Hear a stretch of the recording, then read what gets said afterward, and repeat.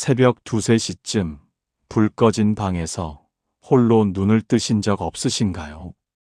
창밖은 캄캄하고 세상은 다 잠든 것 같은데 나만 혼자 깨어있는 그 시간 말입니다.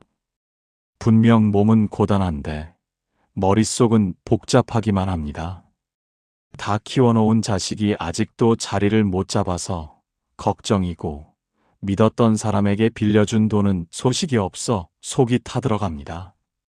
거울을 보면 어느새 머리는 하얗게 샜고, 여기저기 쑤시는 몸을 보면 내 인생이 어쩌다 이렇게 됐나 싶어 한숨만 푹 나오지요. 젊을 때는 열심히만 살면 노년에는 다리 뻗고 편히 쉴 줄 알았는데 막상 살아보니 산 넘어 산이고 파도 넘어 파도입니다.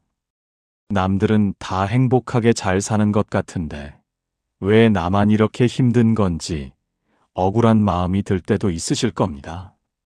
그런데 여러분, 그거 아십니까?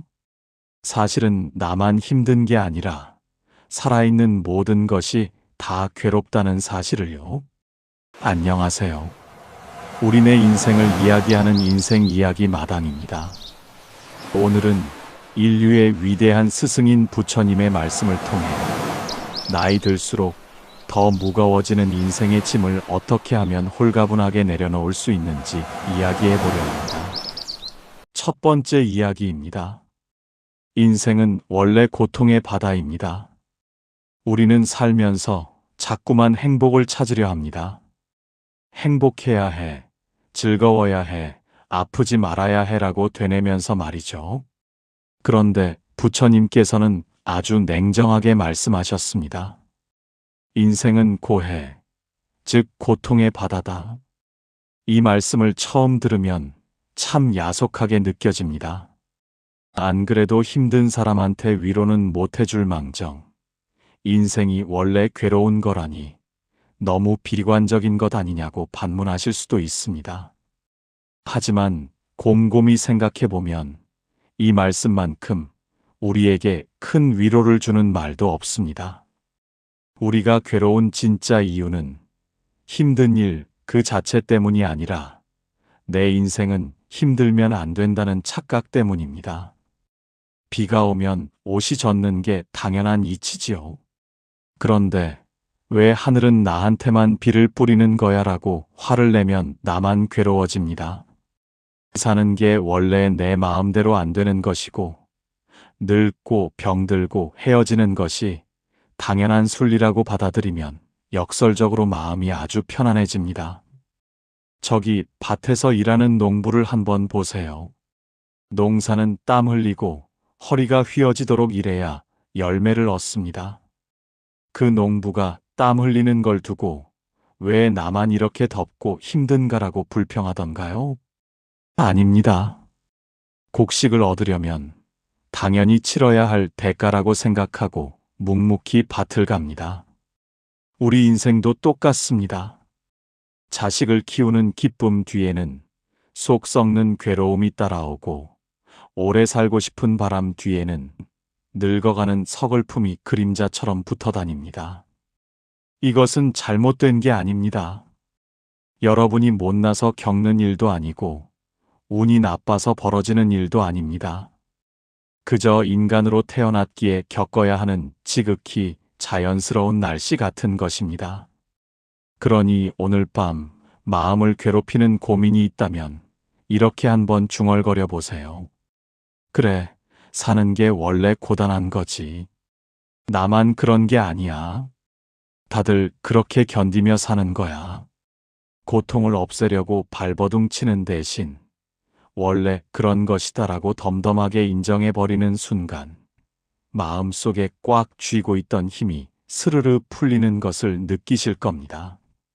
인정하는 것, 그것이 마음 편한 노년을 보내는 첫 번째 비결입니다. 두 번째 이야기입니다. 자식은 내 소유물이 아니라 잠시 다녀가는 귀한 손님입니다. 우리 부모님들, 자식 생각만 하면 가슴 한구석이 찡하고 아려오시죠? 내가 못 입고 못 먹어가며 어떻게 키운 자식인데 하는 생각에 자식이 내 뜻대로 안 되면 서운하고 화가 납니다. 다 큰 자식이 아직도 자리를 못 잡으면 내 탓인 것 같아 밤잠을 설치고, 결혼한 자식이 코빼기도 안 비치면 괘씸한 마음이 들기도 합니다. 그런데 부처님 말씀 중에 이런 비유가 있습니다.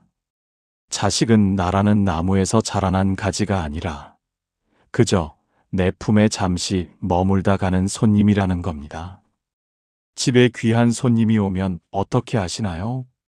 정성껏 밥 지어 대접하고 잠자리 봐주고, 떠날 때가 되면 안녕히 가시게 하고 웃으며 배웅해 줍니다. 손님이 간다고 해서 바짓가랑이 붙잡고 울거나 왜 내 마음대로 안 하냐고 호통치는 집주인은 없습니다. 자식도 마찬가지입니다. 성인이 되었다면 그 아이는 이제 내 품을 떠난 손님입니다. 손님이 밖에서 무슨 일을 겪든 그건 그 손님의 인생이지 집주인이 관여할 일이 아닙니다. 내 자식인데 어떻게 남보듯 하나 하시겠지만 바로 그 마음, 내 자식이라는 소유욕이 고통의 시작입니다. 자식을 위한다며 해주는 잔소리와 걱정이 사실은 자식을 내 뜻대로 조종하고 싶은 욕심은 아니었는지 돌아봐야 합니다. 냉정하게 들리겠지만 자식 인생은 자식에게 돌려주세요. 그들이 넘어지든 일어서든 그건 그들의 몫입니다. 부모가 해줄 수 있는 최고의 사랑은 간섭이 아니라 멀리서 믿고 지켜봐주는 담담한 응원입니다. 이제 그 무거운 책임감을 좀 내려놓으시고 손님을 떠나보낸 집주인처럼 홀가분하게 사셨으면 좋겠습니다. 세 번째 이야기입니다. 남을 미워하는 건 뜨거운 석탄을 맨손에 쥐고 있는 것과 같습니다. 살다 보면 정말 꼴도 보기 싫은 사람이 생깁니다. 내 돈 떼먹고 도망간 사람, 어려울 때 등 돌린 친구, 가슴에 대못을 박은 형제들. 생각만 해도 치가 떨리고 밤마다 그 사람 욕을 하느라 속이 문드러집니다. 내가 저 인간을 절대 용서하나 봐라 하고 이를 갈지요. 그런데 여러분, 부처님께서는 이렇게 말씀하셨습니다. 남을 향해 던지려고 뜨거운 석탄을 집어들면 그 불에 대는 것은 상대방이 아니라 바로 나 자신이다. 한번 상상해 보세요. 내가 누군가를 미워해서 펄펄 끓는 분노를 품고 있으면 지금 당장 괴로운 건 누구입니까? 그 사람은 다리 뻗고 잘 자고 있을 텐데 정작 잠 못 자고 혈압 오르고 입맛 떨어지는 건 나 자신입니다. 미움이라는 불덩이를 내 가슴 속에 품고 있으니 내 오장육부가 다 타들어가는 겁니다. 그 사람이 예뻐서 용서하라는 게 아닙니다. 그 사람이 잘 되라고 용서하는 건 더더욱 아닙니다. 오로지 나를 위해서, 내 마음이 살기 위해서 그 뜨거운 돌을 손에서 놓으라는 겁니다. 내가 지은 죄는 내가 알아서 받아라 하고 마음에서 툭 던져버리세요. 억울해할 것도 없습니다. 세상에는 인과응보라는 무서운 법이 있어서 내가 벌 주지 않아도 언젠가 뿌린 대로 거두게 되어 있습니다. 그러니 이제 그만 그 사람을 내 머릿속에서, 내 마음의 방에서 쫓아내세요. 그 못된 사람 때문에 여러분의 귀한 남은 인생을 지옥으로 만들지 마십시오. 그 뜨거운 것을 놔버려야 비로소 내 손의 화기가 식고 편안한 잠을 잘 수 있습니다. 네 번째 이야기입니다. 늙고 병드는 몸을 미워하지 마세요. 낡은 수레를 고쳐 쓰는 겁니다. 아침에 눈을 뜨면 몸이 천근만근이고 비만 오려 하면 허리랑 무릎이 먼저 신호를 보내죠. 거울 속에 비친 내 모습은 주름이 자글자글하고 검버섯은 또 왜 이리 늘었는지. 예전에는 밤을 새워도 끄떡없던 몸이었는데 이제는 조금만 무리해도 며칠을 알아눕습니다. 그러면 마음속으로 자꾸 신세 한탄을 하게 됩니다. 아이고, 내가 이제 다 됐구나. 서럽다 서러워. 하면서 늙어버린 내 몸을 타박하고 미워합니다. 그런데 부처님께서는 우리 몸을 두고 잠시 빌려 쓰는 집과 같다고 하셨습니다. 여러분, 집도 한 70년, 80년 살면 여기저기 비가 새고 기둥이 삐걱거리는 게 당연하지 않습니까? 새 집일 때는 윤기가 흐르지만 세월이 지나면 낡고 허름해지는 것이 자연의 이치입니다. 여러분의 몸은 지난 수십 년간 가족들 먹여 살리고 자식들 키우느라 쉴 새 없이 달려왔습니다. 고장나지 않는 게 오히려 이상한 일입니다. 그러니 아픈 곳이 생기면 왜 아프냐고 화내지 말고 그동안 고생 많았다, 수고했다 하고 다독여 주세요.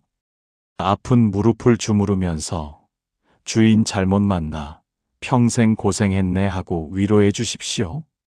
낡은 술에는 기름칠하고 조심조심 다루며 쓰는 수밖에 없습니다. 젊은 사람들처럼 펄펄 날아다니려고 욕심내지 마세요. 그저 오늘 하루 내 발로 화장실 가고 내 손으로 밥숟가락 뜰 수 있다는 것에 감사하면 됩니다. 늙음은 벌을 받는 게 아니라 치열하게 살아낸 훈장 같은 것입니다. 이 낡은 몸을 미워하지 말고 남은 시간 동안 아끼고 보듬어주며 친구처럼 데리고 가시길 바랍니다. 5번째 이야기입니다. 침묵은 금입니다. 나이 들수록 입은 닫고 지갑을 여세요. 나이가 들면 이상하게 말이 많아집니다. 자식들이 하는 짓이 영성에 안 차서 한마디 해야겠고, 젊은 사람들이 사는 게 답답해 보여서 인생 선배로서 조언도 해주고 싶습니다.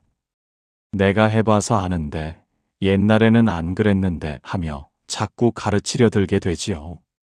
그런데 섭섭하게도 내가 입을 열수록 사람들은 내 곁을 떠납니다. 부처님 말씀에 현명한 사람은 침묵을 지킨다고 했습니다. 빈 수레가 요란하고 익은 벼는 고개를 숙인다고 하지요. 진짜 어른은 굳이 말로 가르치려 하지 않아도 그 뒷모습만으로도 가르침을 줍니다. 자식이나 며느리가 내 맘 같지 않은 행동을 해도 눈 한 번 딱 감고 모른 척 넘어가 주세요. 하고 싶은 말이 목구멍까지 차올라도 꿀꺽 삼키고 대신 따뜻한 밥 한 끼 사주거나 용돈을 쥐어주세요. 잔소리 100마디보다 따뜻한 미소 한 번이 사람의 마음을 움직입니다. 말수를 줄이면 실수가 줄어들고 남의 말을 들어주면 사람이 모입니다. 나이 들어서 가장 멋있는 사람은 자기 자랑을 늘어놓는 사람이 아니라 남의 이야기를 가만히 들어주는 사람입니다.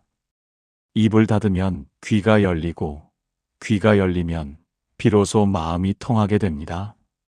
오늘부터는 그려 내 말이 맞다 하고 그저 고개 끄덕여주는 넉넉한 어른이 되어보시는 건 어떨까요?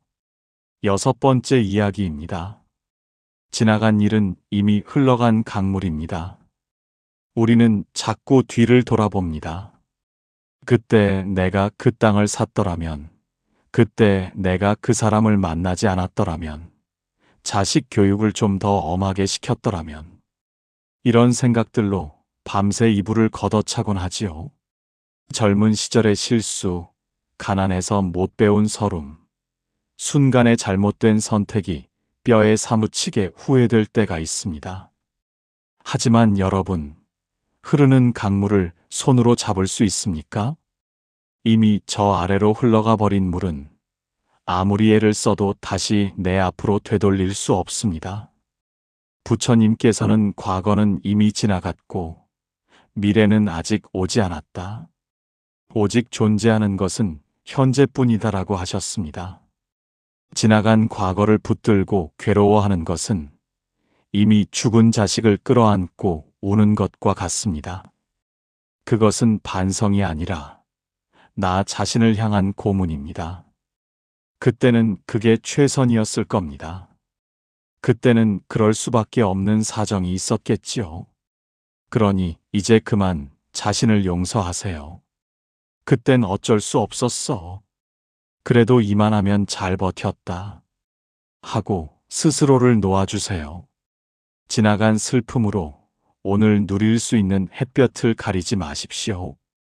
어제 일은 어제 바람에 실려보내고 오늘은 오늘 피는 꽃만 보며 사시길 바랍니다. 7번째 이야기입니다. 무소의 뿔처럼 혼자서 가십시오. 나이 들면 가장 무서운 게 외로움이라고들 합니다. 하루 종일 전화 한 통 안 오고 밥 먹을 때 말동무 하나 없으면 내가 세상에 필요 없는 존재가 된 것 같아 서글퍼집니다. 그래서 자꾸 자식에게 전화를 걸어보고 친구들의 모임에 기웃거려 보지만 돌아오는 건 허전함 뿐일 때가 많습니다. 사람에게 기대려고 하면 할수록 더 외로워지는 법입니다. 부처님 말씀 중에 가장 유명한 구절이 있지요. 소리에 놀라지 않는 사자처럼, 그물에 걸리지 않는 바람처럼, 무소의 뿔처럼 혼자서 가라. 이 말씀은 외톨이가 되라는 게 아닙니다. 남에게 내 행복을 맡기지 말고 스스로 우뚝 서라는 뜻입니다. 생각해보면 혼자 있는 시간만큼 자유로운 시간도 없습니다. 남 눈치 볼 필요 없이 내가 먹고 싶은 건 먹고, 자고 싶을 때 자고, 가고 싶은 곳에 갈 수 있는 온전한 자유가 주어집니다. 고독은 외로움이 아니라 오롯이 나 자신과 마주하는 귀한 시간입니다. 이제는 누구의 부모, 누구의 배우자가 아니라 그냥 나 자신으로 살아보세요. 혼자서도 단단한 사람은 남들이 함부로 대하지 못합니다. 외로움을 두려워하지 마세요. 여러분은 혼자일 때 가장 강하고 아름다운 사람입니다. 오늘 들려드린 부처님의 이야기 어떠셨나요? 사는 게 고통이라지만 마음먹기에 따라 그 고통도 잠시 스쳐가는 바람이 될 수 있습니다. 자식도 돈도 미움도 다 내려놓고 나면 빈손이 되는 게 아니라 비로소 내 마음을 채울 수 있는 여유가 생깁니다. 오늘 밤은 걱정 인형은 저 멀리 던져버리고 가벼운 마음으로 푹 주무셨으면 좋겠습니다. 마음이 조금 편안해지셨다면 구독과 좋아요로 응원해주세요. 여러분의 따뜻한 댓글은 제게 큰 힘이 됩니다. 인생 이야기 마당은 다음에도 더 깊이 있는 이야기로 찾아오겠습니다. 오늘 밤도 편안하고 행복하게 주무세요. 감사합니다.